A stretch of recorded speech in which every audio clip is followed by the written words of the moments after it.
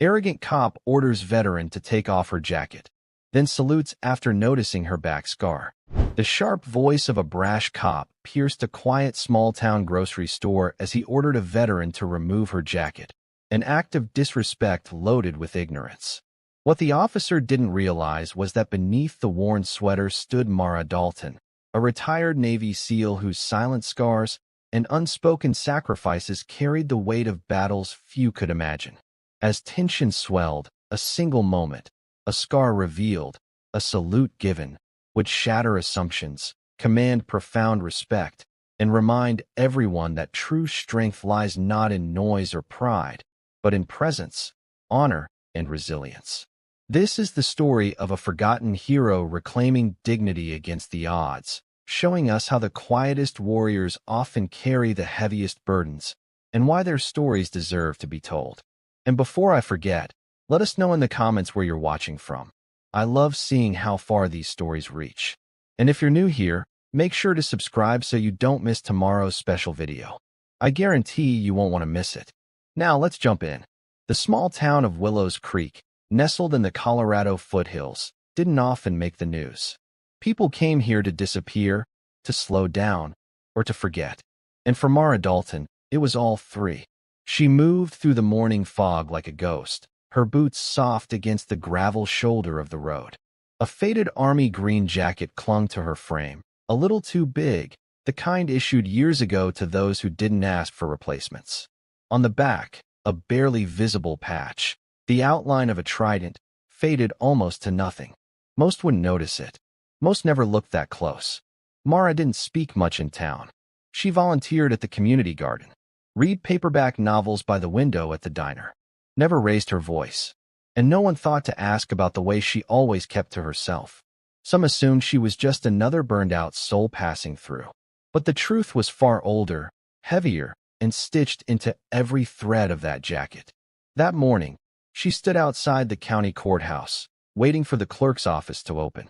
She held a manila envelope in one hand, papers inside still warm from the printer. It had taken weeks to track down her late brother's discharge records, a bureaucratic mess of red tape. She wanted to file them with the city to get his military headstone approved.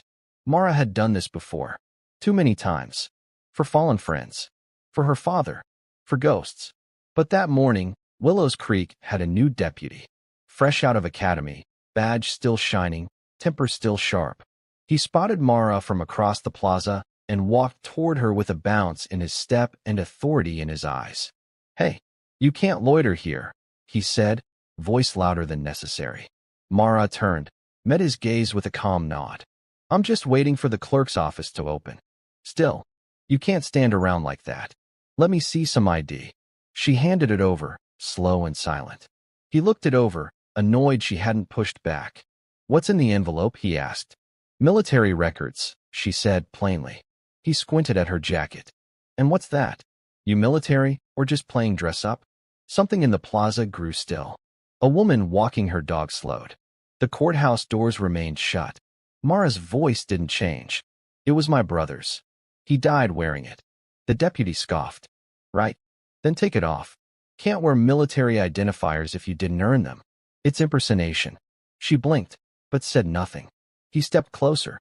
"I said take it off." And then, as the morning sun crept through the clouds, Mara turned her back to him to unbutton the jacket. As the fabric shifted, the breeze caught the edge and lifted it slightly, revealing the faint, brutal scar that ran diagonally across her shoulder blades. Deep, surgical, the kind earned far from any hospital. He froze, not because of the scar, but because of the tattoo beneath it. A black ink trident, clear as day now.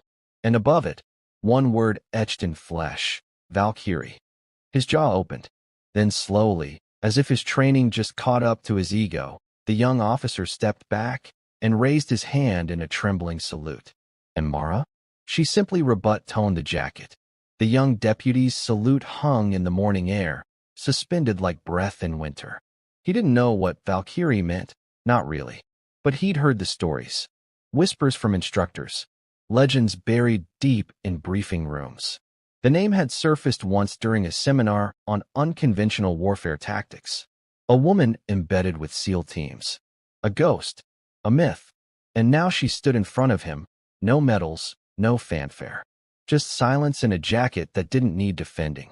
I didn't know, he murmured. You didn't ask, Mara said quietly, eyes still fixed on the horizon. She turned toward the courthouse steps, boots clicking softly as the doors finally unlocked. The clerk inside greeted her with a knowing nod. He had been stationed in Ramadi, back in '07. He didn't speak of it either. But that morning, as Mara passed him the envelope, his fingers brushed hers, just long enough to say I remember. Outside, the deputy remained on the plaza, one hand still hovering near his temple. He hadn't lowered the salute. Not until she disappeared through the doors. Inside, the hallway was lined with outdated posters about veterans' benefits and flag protocol.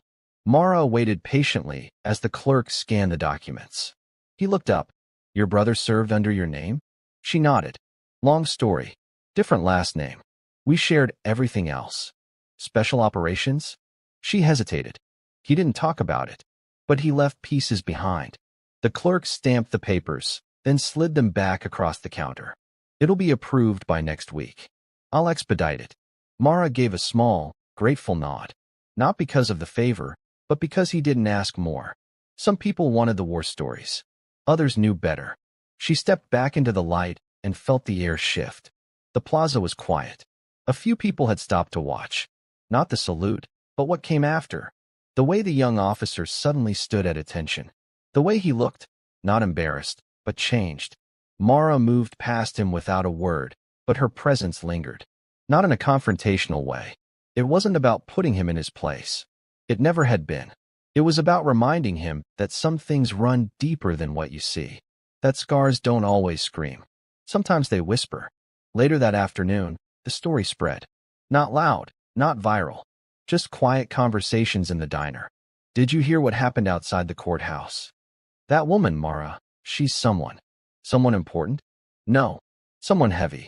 Old Mr. Kellen, who ran the hardware store, sipped his coffee and stared out the window. That's the thing about real warriors, he said.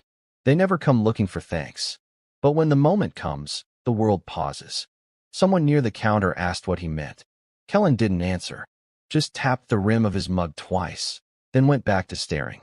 Back at home, Mara removed her jacket, folded it neatly, and placed it beside a photograph on the shelf. Her brother, laughing, young, wind in his hair. A photo taken before their last deployment. Before the mission went sideways. Before she carried him out of a burning truck, 2 bullets in her leg, and half the world collapsing around them. She never wore the jacket for show. She wore it because it was the only piece of him that survived. Mara's house sat on the outskirts of Willows Creek, where the gravel turned to dust and the power lines thinned into silence. A single-story structure with a sagging porch and creaky steps. It wasn't much, but it was hers. She'd built it herself, plank by plank, with salvaged wood and time no one else could claim. Inside, the air was still.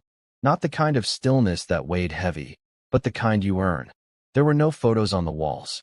No trophies. No war memorabilia. Just a few books. Some old vinyl.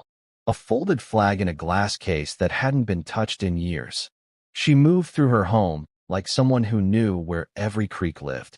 Her body bore the slow stiffness of past injuries. Things never fully healed, but long since accepted. She made tea. No sugar. Sat on the edge of the armchair, sipping quietly, facing the window. That was where she kept the quiet room. It wasn't a room in the traditional sense. Just a small corner of the house, curtained off, where she kept 4 things: the jacket, the photograph, a rusted K-bar knife, and a sealed letter. The letter had her brother's handwriting on the outside. She'd never opened it. She told herself it was better that way, that whatever it said had already been lived. But the truth was more fragile. She was afraid the words inside might make her feel too much. And she couldn't afford to feel too much. Not when she still had things to carry. That night, as the wind picked up across the hills, Mara sat outside on the porch with a blanket wrapped around her shoulders. A distant coyote howled. Somewhere nearby, a fence rattled. And then headlights appeared in the distance, slow and deliberate. A sheriff's cruiser pulled into the gravel drive. tires crunching until they stopped just before the gate. The same deputy stepped out. No swagger now. No bark in his stride. Just quiet boots against dirt. Mara didn't move. She didn't speak. He approached slowly, stopping at the edge of the porch like he knew this wasn't his ground to claim. "I'm sorry," he said. Mara studied him. He fidgeted. "I asked around. Someone at the VA said Valkyrie was real. Said she pulled 2 men out of a black site in Kandahar during the Red Crescent operation. Said she disappeared after that. I didn't know it was you." Mara set her tea down. "Most people don't," she said. He nodded. "Still, I should have seen it. The way you carried yourself. That wasn't just a jacket. That was history." Mara's eyes softened. "You're young. Eager. You were doing your job. That's how mistakes happen." He looked down. "I didn't come here for forgiveness. I came to ask something." She raised an eyebrow. "If you're willing, would you come speak to the new recruits? At the academy? About presence. About what silence can mean." There was a long pause. Mara leaned back in her chair. "I don't do speeches. You wouldn't have to. Just be in the room." She didn't answer. But in the quiet that followed, he took that as a maybe. And it was more than he'd expected. When he left, Mara stood beneath the stars, jacket draped over her arm. The wind lifted it slightly, and for the first time in a long time, she thought about opening the letter. Not yet, but soon. Morning came slow, golden, and warm. The kind of morning that softened sharp memories. But for Mara, memory didn't sleep. It stirred in her muscles, settled in the way her feet hit the floor, deliberate and steady. She moved like someone trained to measure every step. She stood at the bathroom mirror, brushing her silver-flecked hair into a tight knot. The scar on her back peaked just above the collar of her shirt, raised, pale, and precise. A surgeon's cut, a field surgeon's desperation. The kind of scar that told a story most people weren't equipped to hear. She rarely looked at it. But this morning, she turned slightly, held her breath, studied it. There were nights she remembered the sound of the rotors, the smell of burning oil, the crackle of a broken radio. She didn't miss war. She missed the clarity, the moment when everything made sense because it had to. That scar had been the cost of carrying someone else out of a bad call, a green recruit too deep in a mission he wasn't ready for. She took the shrapnel.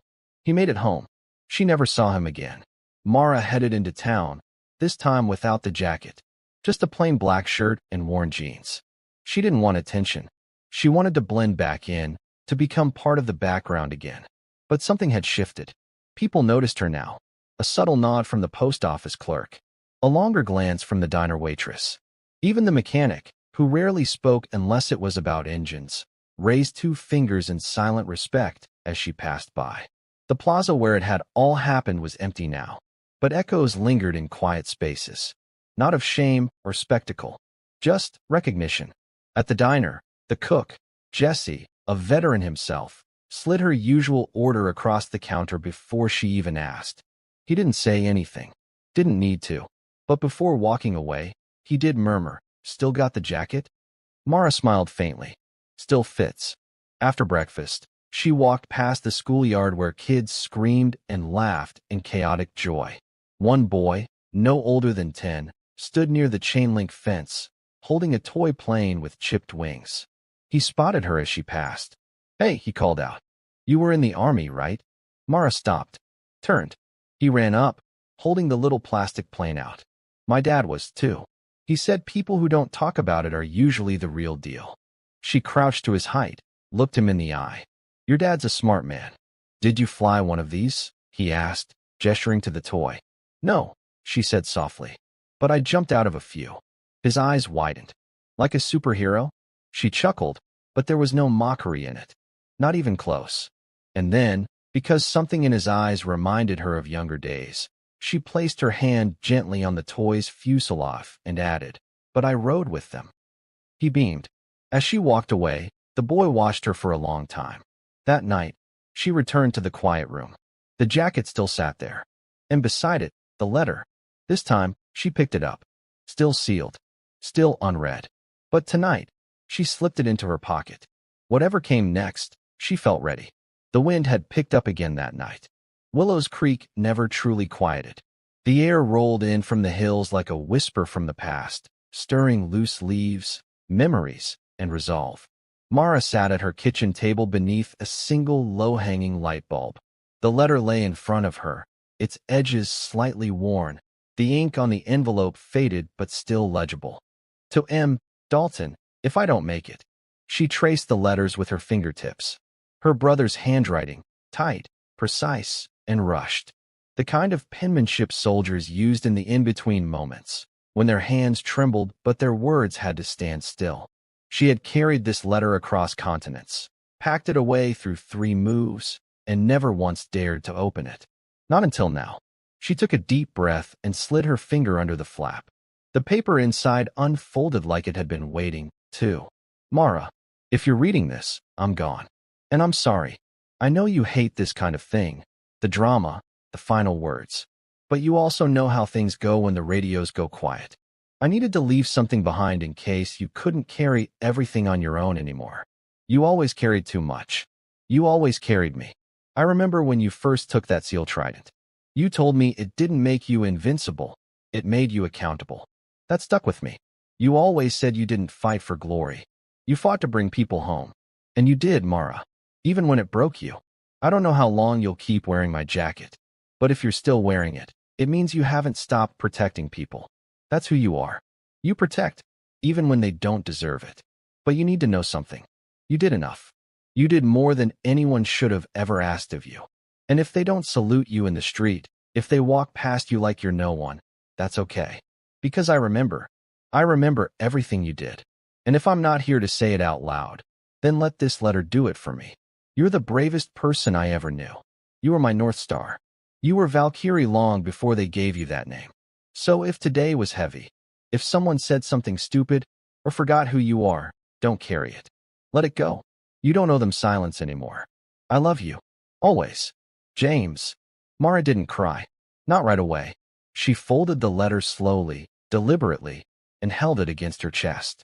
The kitchen was so still she could hear the refrigerator humming, the tick of the wall clock, the faintest rustle of wind outside. She let the moment wash over her like a wave that had waited a decade to break.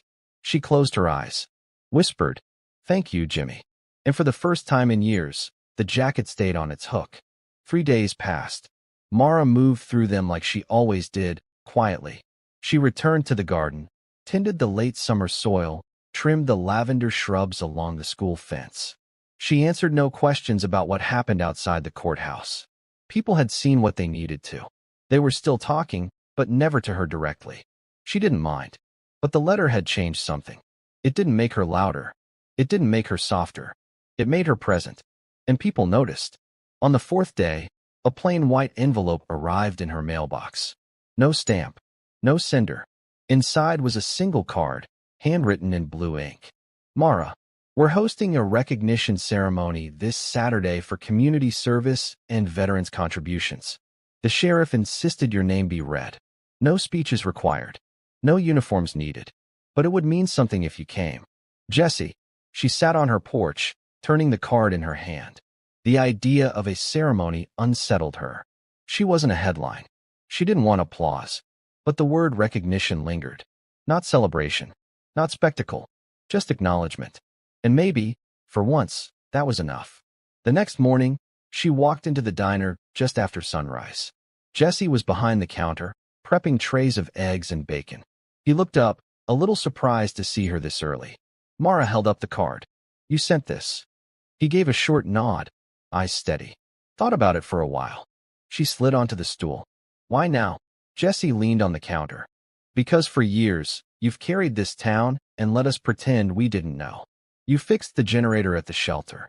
You taught that teen from out east how to weld when nobody else had time. You sat with Donna Harrell's boy every Friday night after his dad passed. And you never said a word. That's what people do, she replied. No, Jessie said. That's what you do. She looked away. Silence stretched between them, but it wasn't uncomfortable. I'm not a symbol, she said quietly. I know. That's why you're the right one. Saturday came fast. Mara stood at her bedroom mirror, hands hovering over a neat pile on the dresser. A simple charcoal blouse, dark jeans, polished boots, and next to them, The jacket. She stared at it for a long time, then reached underneath the pile and pulled out a narrow wooden box she hadn't touched in years. Inside were her brother's dog tags, her own, and a single ribbon, Navy Cross. She hadn't worn it in public since the day she received it, under protest. But tonight felt different. As the sun dipped below the ridgeline, Mara stepped out of her house and onto the porch. She wasn't in uniform, but she was unmistakably prepared. In her hand, she held the wooden box. Not to display, just to carry. She didn't walk like a hero. She walked like someone who'd stopped hiding. And that, somehow, was more powerful. The Willows Creek Town Hall wasn't built for grand occasions. It had folding chairs, a wooden podium with a chipped corner, and faded red, white, and blue bunting that someone pulled from a dusty box every year. But tonight, it held something heavier than celebration. It held respect. Families filled the rows. Local business owners, teachers, kids who didn't yet understand the weight of a uniform, but could feel the difference in the air. The sheriff stood near the back, arms crossed, his gaze flicking to the door every few seconds. Jesse was near the front, wearing his only clean flannel. Then the door opened, and Mara walked in. The room didn't erupt. It didn't gasp, but it quieted, not in obligation, but in reverence. She wore the charcoal blouse. Her brother's dog tags hung low around her neck, barely visible beneath the collar. In her hand was the narrow wooden box. Her steps were calm, unbroken, the kind of stride you couldn't teach, only earn. She sat in the second row, far left. A few people turned to acknowledge her. Some gave small nods. A woman from the flower shop touched her heart briefly before looking away.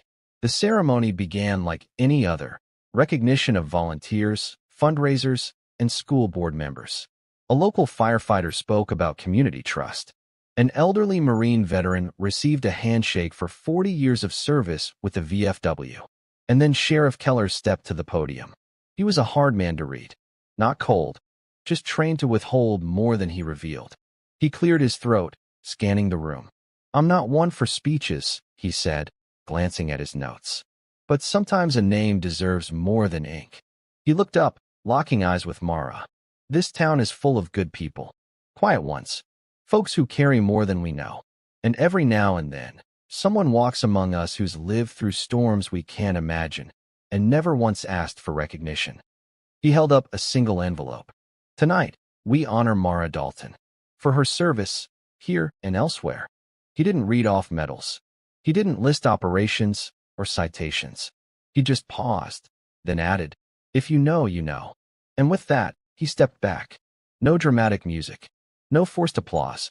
Just a slow, rising standing ovation that began with Jesse, then spread across the room like dawn breaking. Mara didn't stand. She didn't wave. She placed the wooden box in her lap and folded her hands over it. But her eyes shimmered. And that was enough. After the ceremony, people came in small waves. A few handshakes. A pat on the shoulder. A young girl asked if she could sit beside Mara for a minute. Mara let her. "Was it scary?" the girl asked. Mara didn't flinch. "Sometimes. But you still went." "Yes," Mara said, her voice quiet. "Because someone had to." The girl nodded like that made perfect sense. Outside, under a canopy of stars, Mara lingered by the steps. The deputy who once tried to strip her of her jacket approached again. This time, he didn't speak. He just extended his hand. Mara shook it, then turned to walk home. And the sound of her boots on the pavement felt, for once, like a song the town had finally learned to hear. The next morning, light spilled through the kitchen window, soft and golden. Mara stood at the sink, rinsing out her coffee mug, when she noticed something tucked beneath her front door. She walked over slowly, opened the door, and picked up a small manila envelope. No return address, no name. Inside, there was only a photo. It was old, grainy, slightly curled at the corners.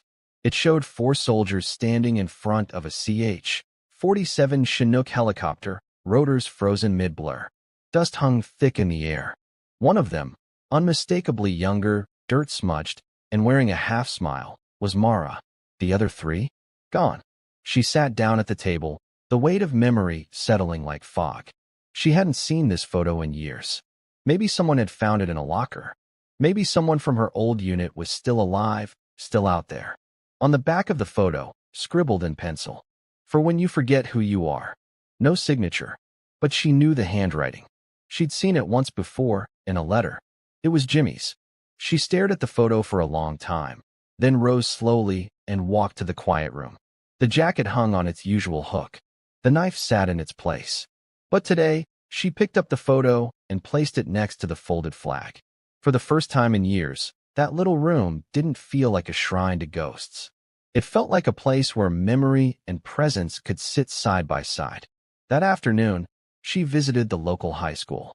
The deputy had followed through. He'd passed along her name to the academy in Fort Carson. And to her surprise, the academy director had asked if she'd be willing to start local, speaking to young cadets at the high school's new JROTC program. She hadn't committed, but she hadn't said no either. As she stepped through the glass double doors, the young instructor, Lieutenant Ramirez, greeted her with something between awe and composure. "Ms. Dalton," he said, "it's an honor." She shook his hand, noting how firmly he held it, how he kept his eyes steady, not as a show of dominance, as respect. He gestured to a modest classroom filled with about 20 teens in uniform. Some sat upright with pride.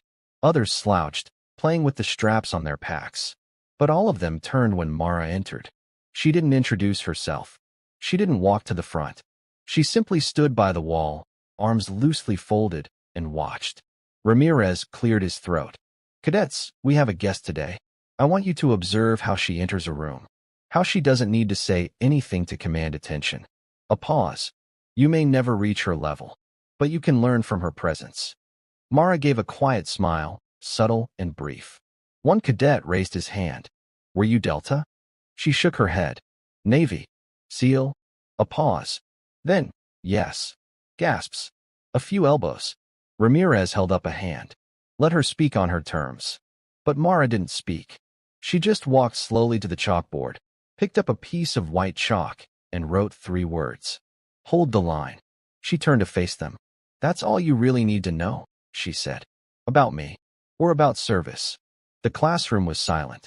The kind of silence that felt earned, not imposed. Chalk dust hung lightly in the air. The phrase "hold the line" sat on the board, stark and simple, but it carried more weight than any speech she could have given. One cadet, a tall boy with nervous hands, raised his voice hesitantly. "What does it mean?" Mara looked at him, not with judgment, but with the kind of eyes that had once scanned a perimeter for movement at 3 a.m. in Helmand Province. "It means everything," she said. A few students shifted in their seats. "It means," she continued, "when the plan fails, when the radios go dead, when no one is coming, and no one knows what to do, you don't break. You don't run. You don't shout. You hold the line." Each word landed like gravel poured slow into a steel bucket. Another cadet asked, "Even if it's just you?" "Especially if it's just you," she said, voice low but firm. "Because if you hold, others might find the strength to do the same." She walked the rows slowly, stopping by a girl in the back, posture too stiff, eyes a little too sharp. Mara saw herself in that one. Not in the uniform, in the armor underneath it. "You want to serve?" she asked her. "Yes, ma'am." "Why?" The girl hesitated. "Because I want to be strong." Mara nodded. "You already are. But service isn't about showing strength. It's about giving it away." The girl blinked. "Giving it away?" Mara leaned in slightly. "To the person next to you. To someone who's scared. To someone who's lost the will to fight. You hold the line, not for glory, but so they can catch their breath." She straightened. "That's what strength is." Afterward, she slipped out quietly while Ramirez thanked the cadets and dismissed them. He caught up to her at the side door. "You said you didn't do speeches," he said with a quiet grin. "I didn't," she replied. "Just answered a question." He nodded, serious now. "They won't forget today. They shouldn't remember me," she said. "Just the lesson. That's the kind they remember most." She looked out at the parking lot. A few parents were waiting in cars. A boy leaned against a fence, staring at the chalkboard through the window. Ramirez stepped closer. "They call people like you legends. Ghosts. Myths. But you showed up today and proved you're real." Mara shrugged. "Maybe. But ghosts don't leave footprints. Yours are all over this town, he said. She didn't respond. Didn't need to. Later that evening, she stopped by the old park bench near the war memorial. Her brother's name was etched there now, along with 5 others from their region. It had taken her 3 years to push the paperwork through. She ran her fingers over the engraving. Still holding it, she whispered. The sun dipped low. A breeze stirred the trees. Somewhere nearby, a bell tower rang. And in that quiet, the ghosts didn't haunt her. They stood beside her, still holding the line. The following Monday, Mara needed milk. She didn't shop much, only when the shelves were empty and the fridge looked more like a storage unit than a kitchen appliance. The local grocery store wasn't far, just a quiet corner shop where locals wandered the aisles like they were walking through memories, not produce sections. She didn't expect attention. She never did. But she noticed the hush as she walked through the entrance. Not judgmental, just aware. Like people had finally seen her. Not the version that read books at the diner or fixed fences, but the one who carried something far older than her years. She made her way to the back fridge, the cold air brushing her skin through the fabric of her flannel. Her fingers wrapped around the milk handle just as someone cleared their throat behind her. She turned. It was the young deputy. No uniform today, just jeans and a department hoodie. He looked different out of uniform. More like a kid who had stumbled into a history book and realized the pages were real. I didn't mean to ambush you, he said. Just saw you and thought. She waited. I wanted to thank you, he said finally. Again. Mara nodded. You already did. He scratched the back of his neck. Yeah, I know. It's just, after the ceremony, I started reading. I found your name in an old declassified brief. The Red Crescent operation. It didn't say much, but it mentioned Valkyrie extraction protocol and 2 enemy intercepts neutralized during exfil. Was that? She didn't answer. Didn't need to. He nodded slowly. You save people. Mara looked at him for a long moment. Then, with a voice soft but sharp, said, everyone in that unit saved someone. That's why they didn't come home. He lowered his head. She studied him. You're not a bad cop, she said. You're just young. Learn to listen before you act. Don't let the badge speak louder than your eyes. He nodded, then added, almost whispering, you're the first person I've ever saluted. She didn't smile, but her eyes carried a warmth that hadn't been there before. Make sure I'm not the last, she said. As Mara walked to the register, the woman behind the counter, Connie, who had worked there since Mara moved into town, gave her a small, folded receipt and a gentle smile. I covered it, she said. Mara blinked. You didn't have to. I know, but I wanted to. For Jimmy. Mara froze. Connie added quietly. I dated him once. Years ago, before the deployments. He said if anything ever happened to him, you'd be the one still standing. Mara didn't speak, but she reached across the counter and squeezed Connie's hand. No words. Just history between 2 women who'd loved the same ghost in different ways. Outside, the sky was shifting from blue to amber. Mara stepped into the warmth of the afternoon sun and realized that for the first time in a long while, her silence wasn't mistaken for distance. It was being heard. The night wrapped around Mara's house like a soft blanket. The stars were bright, scattered across the sky like shards of forgotten promises. Inside, the only sound was the steady tick of the wall clock and the occasional creak of the old floorboards settling. She was about to turn off the kitchen light when a soft knock came at the door. Mara paused. No one knocked at her door unless it was important. She opened it slowly. Standing there, silhouetted in the porch light, was an older man in a dark jacket. His face was lined, eyes tired but sharp. He looked like someone who had seen too many winters and too many battles, both personal and distant. Ms. Dalton, he said quietly. Name's Colonel Reed. Retired, but not forgotten. I heard about the ceremony, about what the town's been saying. I wanted to come by and say thank you. Mara blinked. Thank me, she asked, voice soft but cautious. For your service. For your sacrifice. For carrying things the rest of us tried to ignore. He pulled out a small folder, weathered and creased. This came from the Pentagon a few days ago. Classified, but cleared for personal delivery. Your unit's after-action reports. They're finally acknowledging what you all did in '09. Mara didn't move. The colonel stepped closer. You and James saved hundreds. The operation was a success because of you. But politics buried the story. You were ordered to disappear. The medals came years later, and even then, quietly. He paused. I was part of the command. I didn't speak up. For that, I'm sorry. Mara's eyes softened. You're here now. He nodded. I'm here now. They sat at her kitchen table, the folder open between them. Photos, declassified documents, even a letter from the Joint Chiefs praising her leadership. But none of it surprised Mara. She had never done it for recognition. She did it because it had to be done. Because her brother needed her to be strong when he wasn't. Because she believed in holding the line, no matter the cost. Before leaving, Colonel Reed placed a hand briefly on her shoulder. Will you consider telling your story? To the recruits? To the world? Mara looked up, eyes steady. I've started, she said. And I'll be here whenever you need. The colonel nodded and stepped back into the night. Mara closed the door, leaning against it as the weight of years lifted, just a little. In the silence, she finally allowed herself to exhale. Days turned into weeks in Willows Creek, but the slow rhythm of the town didn't erase the weight Mara carried, or the quiet transformation that was beginning to take root. The dusty roads, the rustling trees, and the familiar hum of daily life were all constant backdrops to a deeper, more personal journey. Mara moved through it like a shadow carrying light, quiet, unassuming, but undeniably present.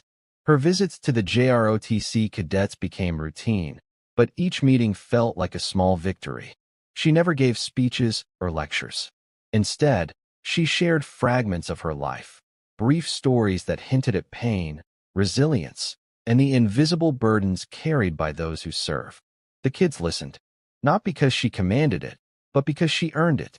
They understood there was more beneath her calm surface, an unspoken history that shaped every word and every pause. One afternoon, after a particularly intense session focused on teamwork and the meaning of resilience, a cadet named Marcus lingered behind while the others filed out. His eyes were filled with a quiet earnestness as he approached. Ma'am, he said hesitantly, how do you keep going? After everything you've been through.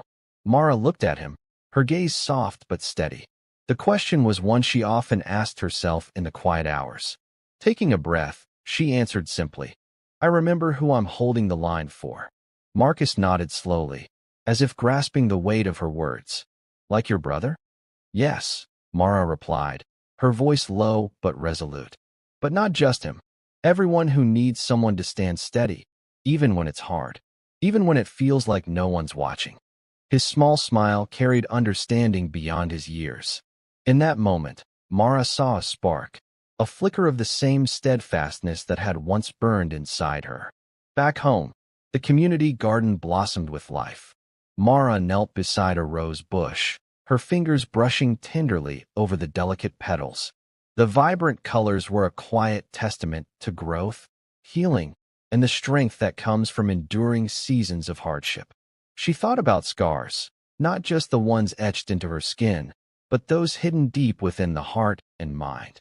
She thought about strength, not the kind measured in medals or battlefield feats, but the kind that surfaces quietly in everyday acts of presence and care. That evening, Jessie dropped by with a box of freshly baked bread. The simple gesture was a reminder that community was more than a word. It was a lifeline. Figured you might want some company, he said with a warm grin.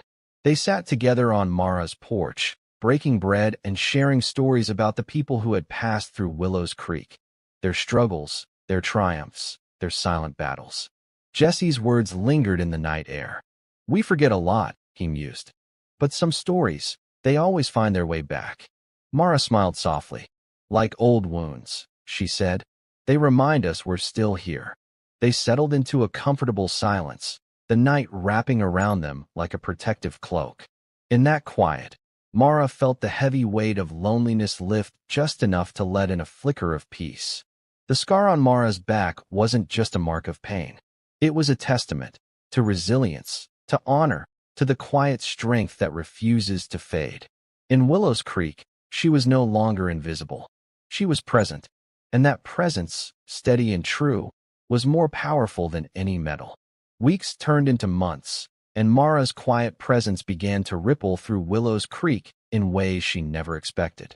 She had always lived her life with the steady discipline of a warrior trained to endure, but now, without seeking it, she was becoming a beacon, not one of flash or noise, but of resilience, dignity, and the kind of quiet strength that moves mountains without declaring its power.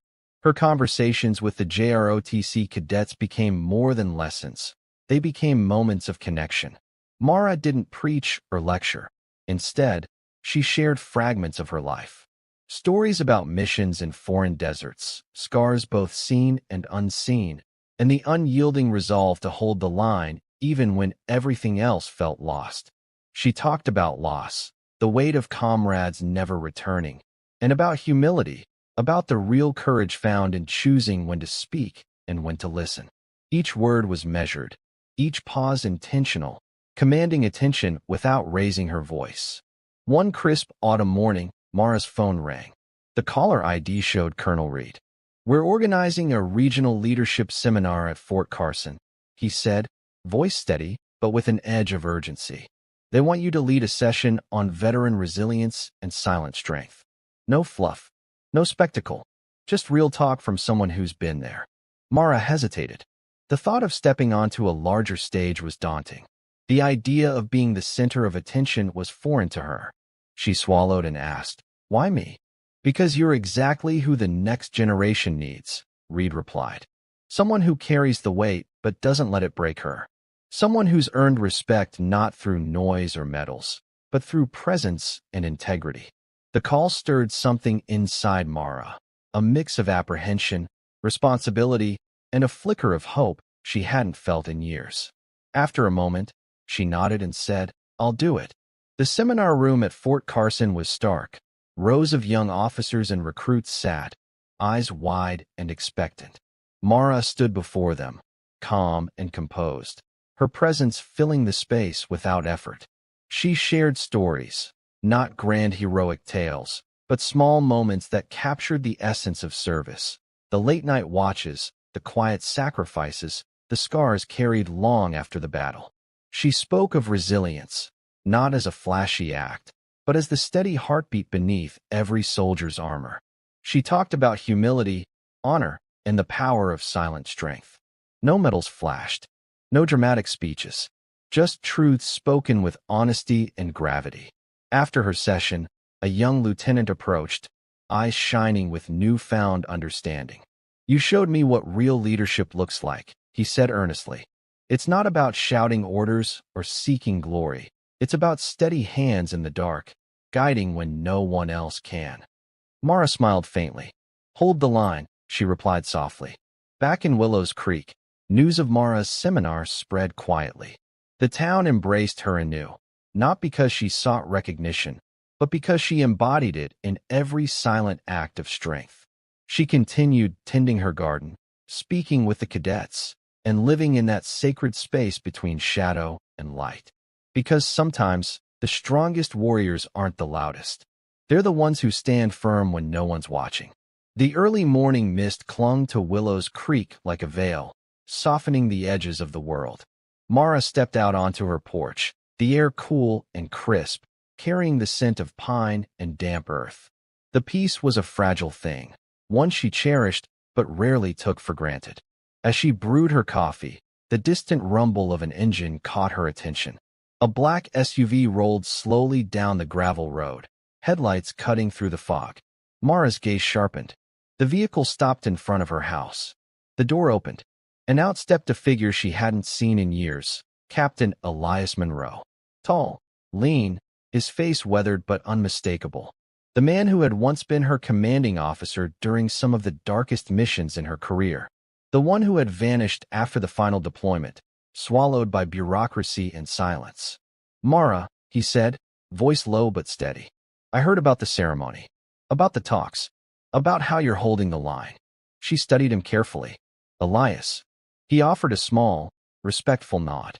"I'm here because you're not just holding the line, you're rebuilding it." They moved inside, settling at the kitchen table. Mara poured coffee while Elias unfolded a thick dossier. I've been working to get your unit's records fully declassified, he said, to restore the truth about what you all accomplished. The political fog has been dense, but things are shifting. Mara felt the weight of years in his words. Years of silence, sacrifice, and shadows. Why now, she asked. Because the world is finally ready to hear the real stories, Elias replied. And because some ghosts refuse to be forgotten. Their conversation stretched into the afternoon. Elias recounted details Mara had long buried. The missions that never made the headlines, the lives saved and lost, the betrayals that followed. But amid the darkness, there was also hope, a path toward recognition and healing. Mara listened, absorbing the truths and half-truths, the pain and the promise. When Elias stood to leave, he placed a hand on her shoulder. Will you stand with us? Help us bring the story forward. Mara looked out the window, watching the mist lift from the fields. I've held the line for years, she said softly. Maybe it's time to lead. Outside, the morning sun broke through the clouds, casting golden light over Willows Creek. And for the first time in a long time, Mara felt the future stirring, not as a shadow behind her, but a horizon ahead. The weeks that followed felt like a slow awakening, not just for Mara, but for the entire community that had watched her journey from silence to recognition. The news of her reunion with Captain Elias Monroe spread quietly but surely, stirring conversations long overdue. Together, they began working on a project to tell the real story of Mara's unit. It wasn't about glory or medals. It was about truth, accountability, and honoring those who never came home. Their meetings were meticulous, grounded in facts and memories, balancing the weight of loss with the resolve to reclaim dignity. For Mara, the process was both painful and healing. Going through after-action reports, letters, and testimonies brought ghosts to the surface. Memories of firefights, close calls, and the faces of comrades who had been lost too soon. But it also brought clarity, the realization that their sacrifices would not be forgotten, that the truth would finally come to light. At the community center, Mara found herself standing before a crowd far larger than the small gatherings with the cadets. Veterans, families, local officials, and young recruits filled the room, eyes attentive and respectful. The air was thick with anticipation and quiet reverence. Elias introduced her simply. This is the woman who held the line when no one else could, who carried her team through shadows and silence. Tonight, she shares their story, our story. Mara spoke with calm authority, her voice steady yet full of emotion. She shared stories of resilience, sacrifice, and the quiet power of presence. She described the scars, both visible and hidden, that veterans bear long after the battles have ended. Her words were honest, humble, and raw, cutting through the noise of politics and misunderstanding. She spoke not just for herself, but for every soldier who had felt invisible, overlooked, or forgotten. We don't wear our scars for pride, she said softly. We carry them as reminders of the price of service and the strength it takes to keep moving forward. After her speech, a young veteran approached, eyes glistening with unshed tears. I didn't know what it meant to carry that kind of burden, he said quietly. Thank you for showing me strength without pride. Mara nodded, feeling a lump in her throat. Strength isn't always loud, she replied gently. Sometimes, it's just standing steady when the world doesn't see. Back home that evening, Mara found a letter waiting in her mailbox. It was from a mother whose son had been inspired by Mara's talks to join the military, a young man who now understood that courage meant more than bravado. The letter closed with a simple line. Thank you for holding the line. Mara folded it carefully and placed it beside the wooden box holding her brother's dog tags. She felt a quiet peace settle in her chest, a balm to years of silence and solitude. That night, under a sky strewn with stars, Mara stood on her porch. The scar on her back lay hidden beneath her sweater, but its weight felt lighter, not because it was gone, but because it was finally seen, understood, and honored. In the stillness, she whispered a promise, to herself and to those who had fallen. I will keep standing. I will keep holding the line. Because true strength isn't just about the battles we fight. It's about the honor we carry in the space between. The morning sun poured gently through the curtains, bathing Mara's modest living room in a soft, golden glow.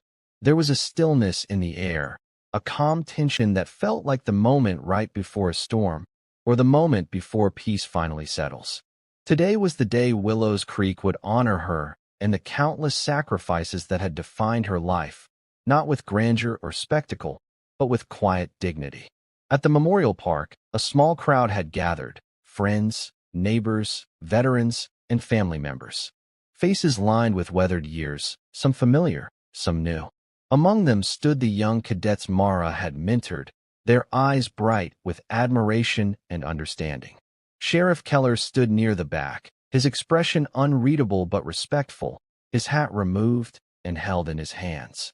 And there, near the front, was the young deputy, the same man who once arrogantly demanded Mara remove her jacket. Mara arrived with measured steps, wearing a simple sweater that concealed the scar etched deep into her back, a silent testimony to battles fought and burdens borne. She moved toward the small wooden podium, her heart steady despite the weight of memories pressing in. Elias Monroe, her former commanding officer, opened the ceremony with a heartfelt speech about resilience, sacrifice, and the enduring spirit of those who serve. He spoke of shadows endured, of the invisible wounds carried by veterans, and the quiet courage it takes to keep moving forward. When it was Mara's turn, she stepped up, her voice calm but filled with an undeniable strength.